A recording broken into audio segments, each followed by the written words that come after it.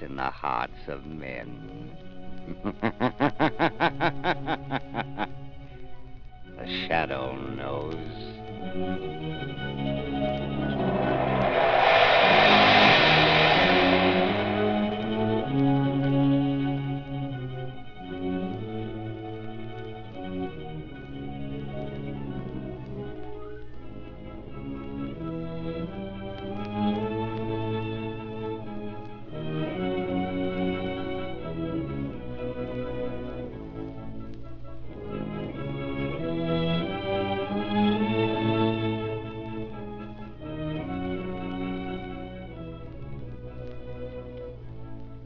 Ladies and gentlemen, in the next adventure of the Shadow as in all his adventures, the news about his exploits are often known to the underworld almost as soon as they happen.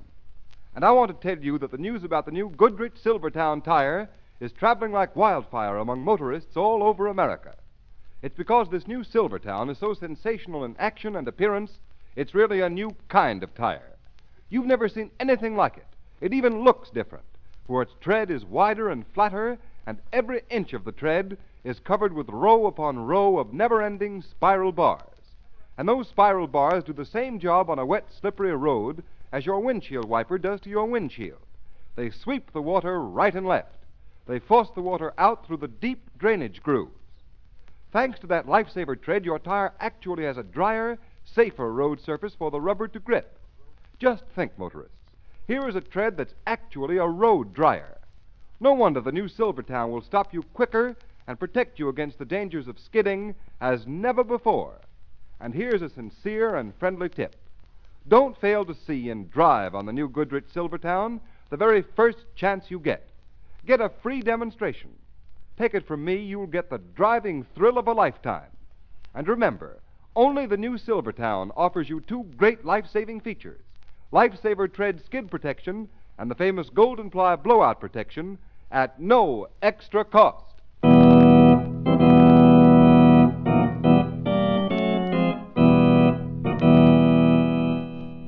The Shadow, Lamont Cranston, a man of wealth, a student of science, and a master of other people's minds, devotes his life to righting wrongs, protecting the innocent, and punishing the guilty. Using advanced methods that may ultimately become available to all law enforcement agencies, Cranston is known to the underworld as the Shadow. Never seen, only heard, as haunting to superstitious minds as a ghost, as inevitable as a guilty conscience. The Shadow's true identity is known only to his constant friend and aide, Margot Lane. Today's story, The Power of the Mind.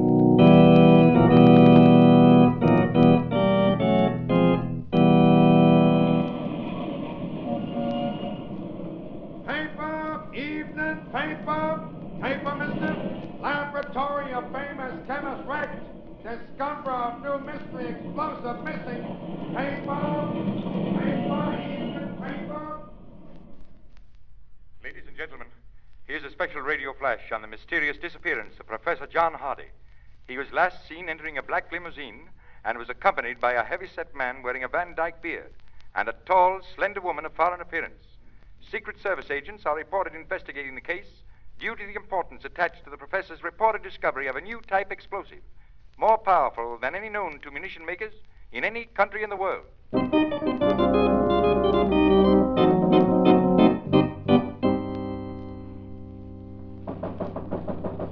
Come in. Come into my cabin, dear Countess Sarah. Well, Richter, has your very stubborn and courageous American inventor talked?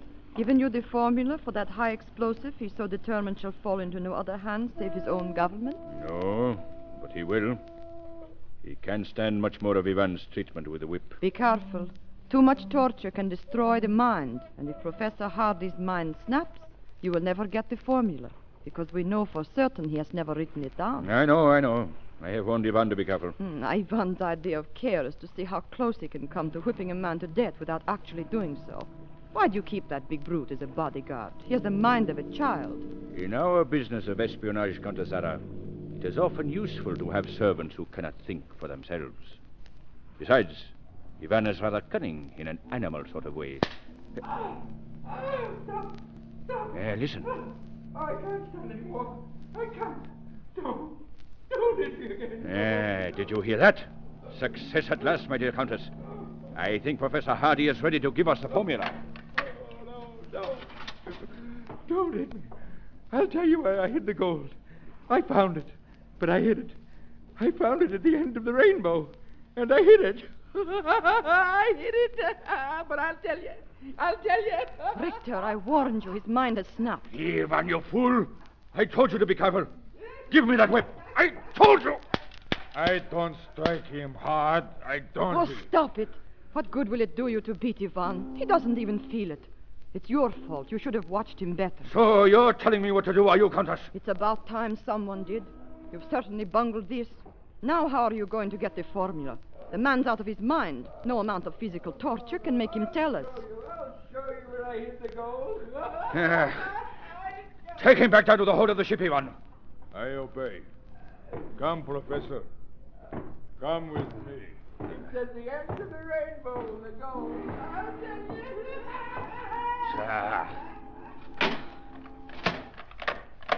So, you've destroyed his mind. Good work.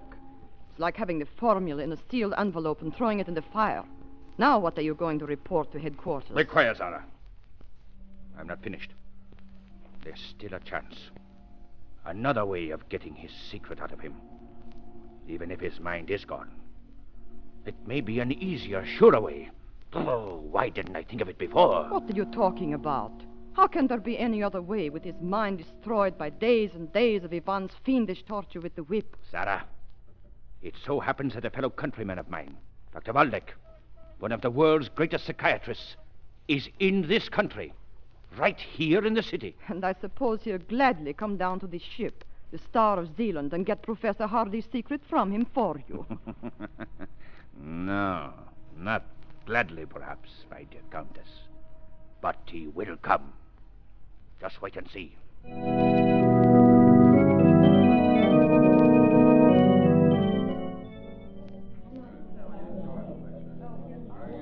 I enjoyed your lecture very much, Dr. Waldeck. Our club has been honored tonight. Thank you, Mr. Cranston. You are a scientist interested in psychiatry? Well, in a way, Dr. Waldeck, I'm really only an amateur criminologist. So, then perhaps you could tell me something of this remarkable man I've heard so much about, even before I made this trip to America, a man called the Shadow. The Shadow? I'm afraid not, Doctor. No one knows very much about him. What have you heard? Oh, a great deal. I understand he's a master of mass hypnosis, of mental suggestion.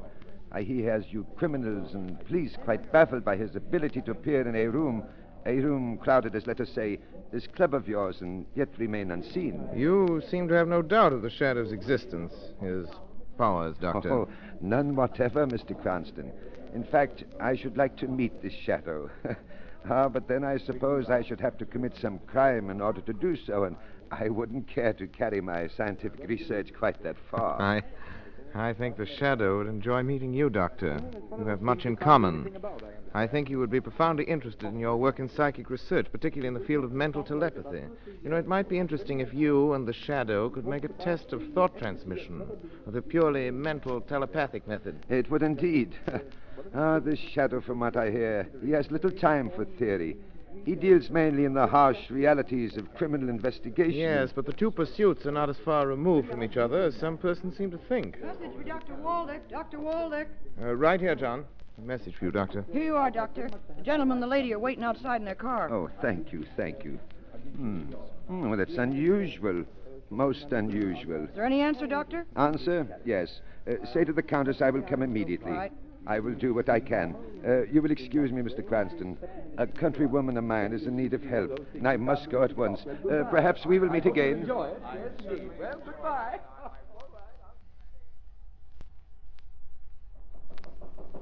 Come in.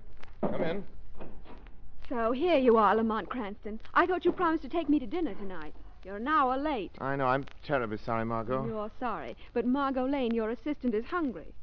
What's the matter, Lamont? You seem preoccupied. Anything troubling you? Yes, Margot, something is troubling me, but I'm blessed if I know what it is.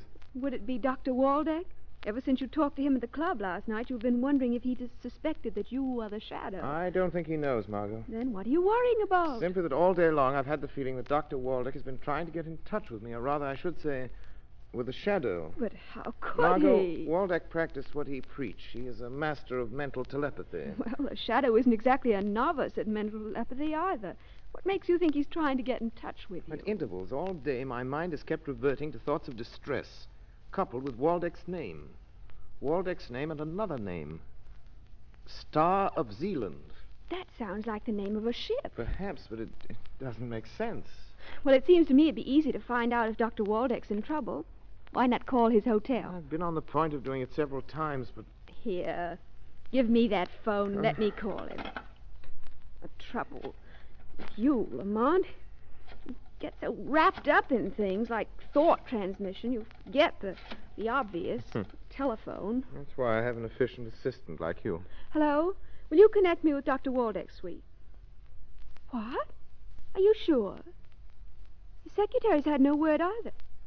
No, never mind, thank you. Doesn't the hotel know where Waldeck is? No, he hasn't been seen or heard from since he left your club last night at 11 o'clock. Then he is in trouble. He has been trying to communicate with me, with the shadow. Lamont, that other name, Star of Zealand. Maybe he's been trying to let you know where he is. Yes, now I'm sure of it. Star of Zealand. You said it sounded like the name of a ship. It's just possible. Hand me that newspaper, Margot. Got it here. Yeah, the shipping news. Let's see. Here it is. Sailing, arrivals, departures in port. Margot, there is such a ship in port. Star of Zealand. A freighter, general cargo, Pier 83. Margot, is your car outside? Yes, want me to drive you down to the dock? Yes, come on. There isn't a minute to lose. That ship is scheduled to sail at 6 o'clock tomorrow morning. And you think Dr. Waldeck is on board? Yes, and I'm just as certain he's in trouble and needs help. Help from the shadow.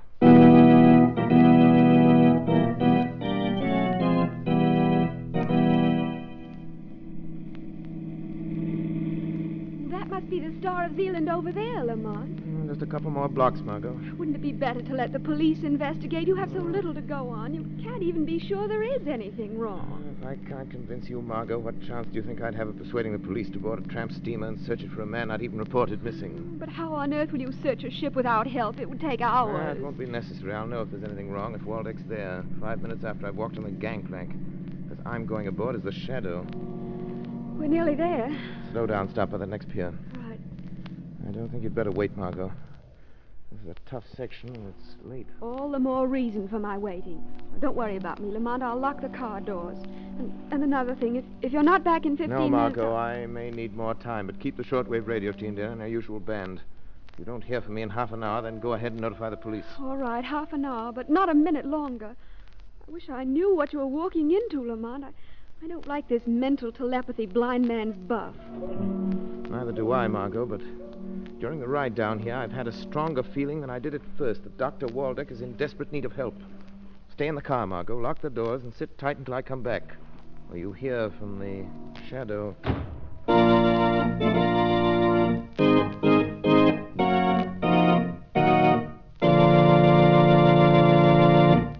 Ladies and gentlemen, we'll be back with the shadow in a moment to find out what new spot his enemies have put him on. But first, here's a word of advice to every motorist. Don't let wet, skiddy pavements put you on the spot. Beware. How fast can you stop? Will your tires slip or grip? Don't gamble. And motorists, if there is one tire that has taken the gamble out of skidding, it's the new Goodrich Silvertown with the Lifesaver tread. For exhaustive road tests of the regular and premium price tires of America's 6 largest tire manufacturers proved that the Silvertown gave greater skid resistance than any of the other tires tested. And don't forget, all during these tests, it was hands-off for Goodrich engineers. Instead, these tests were conducted by absolutely impartial engineers from America's largest independent testing laboratory, the Pittsburgh Testing Laboratory.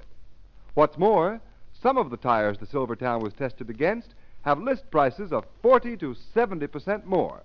And that can mean only one thing, motorists. No other tire, regardless of price, can give you the superior skid protection of the Lifesaver tread.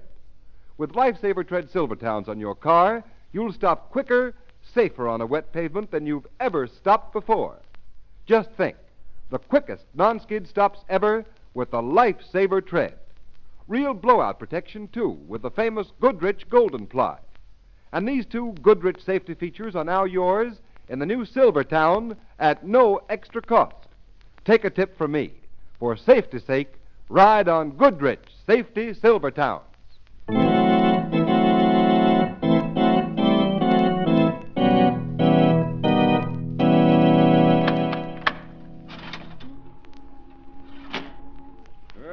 my good Dr. Waldeck, what success have you had with our stubborn mental patient, eh? None, Victor. Come now, Doctor. You've been here on the Star of Zealand since last night. Not by my choice. I admit that. But surely you, one of the world's greatest psychiatrists, are not going to allow a deranged mind to stand between you and your chance of leaving this ship alive. It is impossible, I tell you. Only one thought dominates the mind of Professor Hardy. If you had not allowed your servant to unmercifully beat him, it would not be so difficult. I did not come down here to listen to excuses.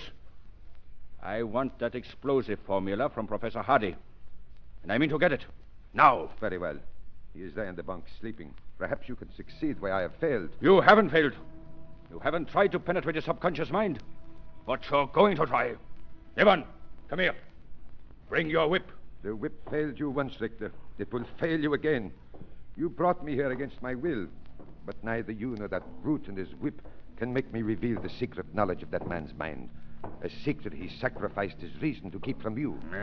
We shall see if you have the same courage and determination as Professor Hardy. Ivan. I am ready. Very well, Dr. Baldock. One last chance. Get Hardy out of that bunk. Question him. Use the method you so eloquently described at your lecture last night. The method used to penetrate the subconscious of amnesia victims. No, I refuse. The possession of Professor Hardy's formula, the formula of the most powerful explosive ever known, is vital to our country. Your country, Dr. Baldock. If you refuse, you are an enemy of your people. I am a man of science. My nationality was an accident of birth. You are a traitor. In your eyes, perhaps. Just as in mine, you are a common thief. Hold your tongue. They cheat. Do as you're told. And they coward.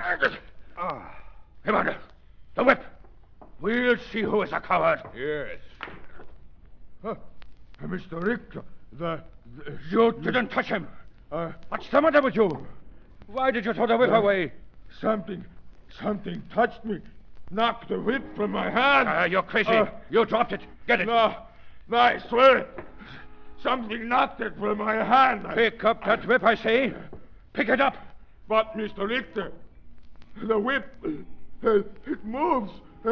It moves like a living thing, like a snake. Oh, that is it, Dr. Waldeck? Trying to save yourself by fogging Ivan's mind. Making him see by hypnotic trance. Whips move like snakes, huh? Well, I'll show you. I can use a whip, too. Stay where you are, Doctor. Or do you think you can stop me pulling the trigger of this gun? Your servant is not imagining things, Richter. He is not seeing things which have not happened. He is not hypnotized. Something knocked the whip from my hand. I swear. Did you hear that? Laughter, like the laughter of Satan. Someone Be here. still, you fool. You heard it too. You heard it. Yes, your master heard it. Ah, the shadow. You heard my appeal. You have come. The shadow. Then it is possible. Telepathic communication between two minds, far removed, without mutual concentration of thought. Yes, Dr. Waldeck, a theory is being proved, but a fact remains. Is this another of your psychic tricks, Doctor? Richter, surely your activities in espionage have brought you in contact with those who have warned you against the Shadow. The Shadow? So you are the Shadow? Waldeck got word to you, did he? Yes, but in a manner beyond your comprehension. Hey, man, get out quick. Close the iron door. Don't open it again until I order it. Yes, I obey. Your gun is trembling, Richter. Dr. Waldeck was right. You are a coward. At least I don't hide in shadows. So, you've come to save Dr. Waldeck, eh? I came here in answer to his call for help, but now that I'm here... Now that you're here, Shadow, you will remain. You have walked into a trap. A trap that will hold you until I am ready to deal with you in my own way. You and Waldeck and Professor Hardy there. You, Shadow, may even be useful in the event that the good doctor fails me. Hello? Captain, Richter speaking. Yes, sir. Order your crew to the post. Cut off. We sail at once. But it is not 6 o'clock, sir. Obey my orders. We sail at once. Yes, sir. As you command. Ivan, open the door. Don't waste your time in trying to get out of this hole here. Even you cannot walk through steel doors, Shadow. In a few hours, we will be at sea, and you'll be beyond help. As for you, Dr. Waldeck, I advise you to enlist the aid of the Shadow in securing Professor Hardy's secret, if you value your life.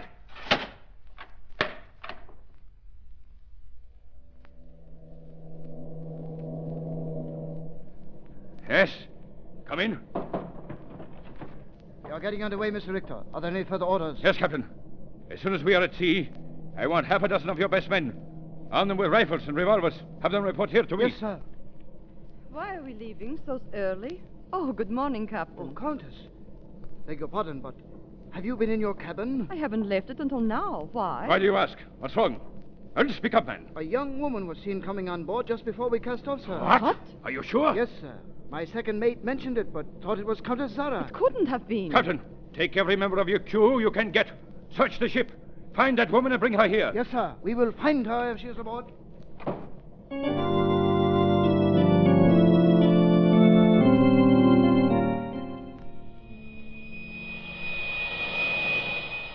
Margot Lane. Margot Lane. Notify police and Coast Guard. Notify police and Coast Guard. Professor John Hardy and Dr. Waldeck, prisoners in hold of Star of Zealand. Aboard Star of Zealand, proceeding to sea. Proceeding to sea. Repeat message. Margot Lane. Repeat message. Margot, repeat. Why don't you answer? Why don't you answer? Was that you talking, Shadow? Yes. I was calling my assistant for help on my portable radio, but something's wrong. I can't get an answer. I am profoundly sorry for the situation in which we find ourselves. Had I been able to communicate to you the exact nature of my difficulties, you would have been prepared. I am prepared, Doctor. This ship will never pass beyond the 3-mile limit. It will be stopped search. But how? I'm going to use this radio again. Star of Zealand calling the Coast Guard. Star of Zealand calling the Coast Guard. Go ahead, Star of Zealand. Go ahead. Professor John Hardy, missing scientist, wanted by the Secret Service, prisoner firing aboard Star of Zealand. Proceeding down bay, stop and search. Stop and search, be prepared for armed resistance. That is all. Okay, Star of Zealand. A Coast Guard cutter will investigate immediately. You are indeed prepared, Shadow. But do not underestimate the cunning of Richter. At the first sign of danger, he will attempt to dispose of Professor Hardy and myself and you. We must be prepared for that. Is Professor Hardy's mind completely gone? No. For the past 24 hours, I have been treating him, have induced hypnotic sleep. He should be nearly rational now. Then awaken him. There's no time to lose. Very well. Professor Hardy. Come, Professor Hardy. It is time to waken. It is time to waken, Shadow. Professor Hardy. Margot, why did you leave the car aboard the ship? I called you but received no reply. When the ship sailed ahead of schedule, I was sure something had gone wrong. Someone must have seen me coming aboard. They're searching the ship. You're a godsend, Margot, but you mustn't be found on the ship. A Coast Guard cutter's on the way. You've got to get off before they arrive. Don't worry about me. We're passing down the channel. It's only a couple of 100 yards to shore. Oh, why, Dr. Waldeck is here. He was aboard.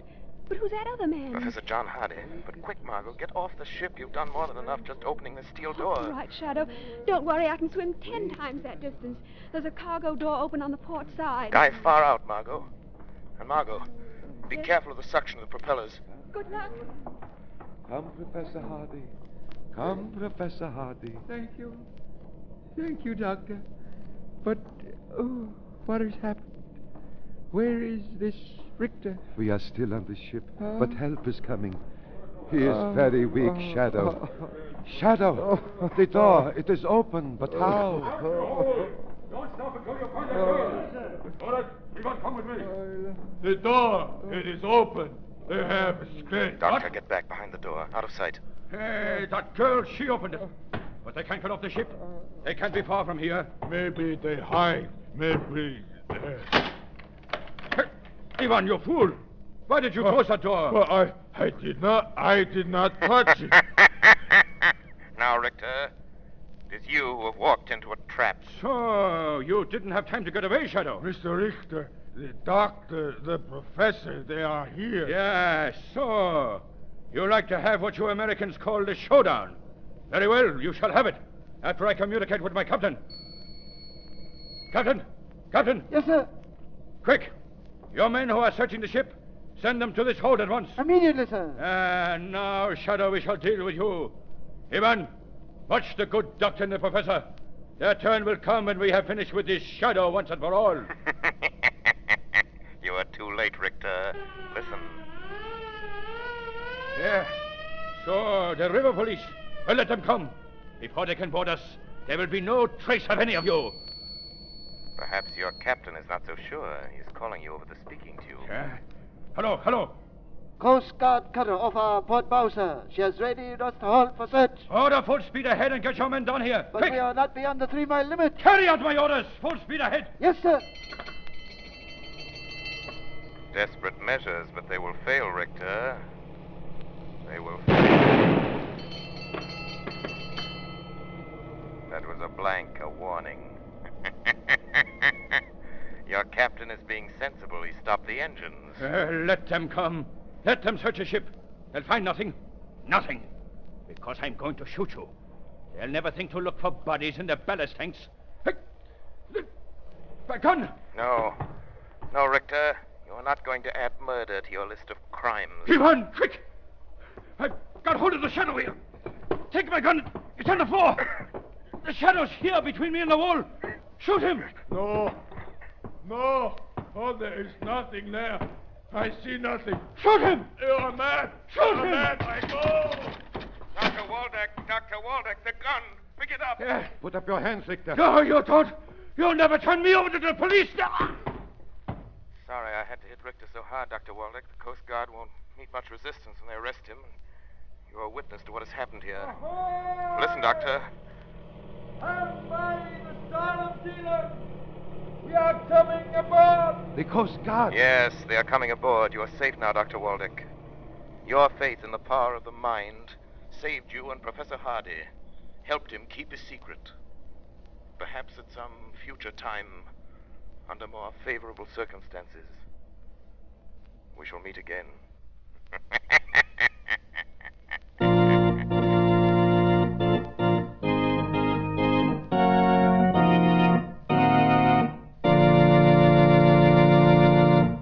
You have been listening to a dramatized version of one of the many copyrighted stories which appear in the Shadow magazine.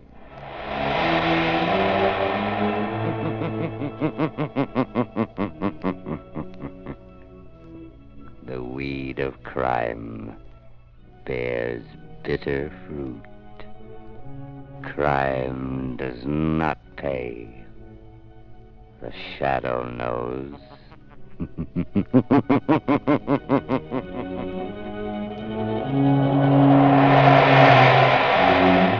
All the characters and all the places named are fictitious. Any similarity to persons living or dead is purely coincidental.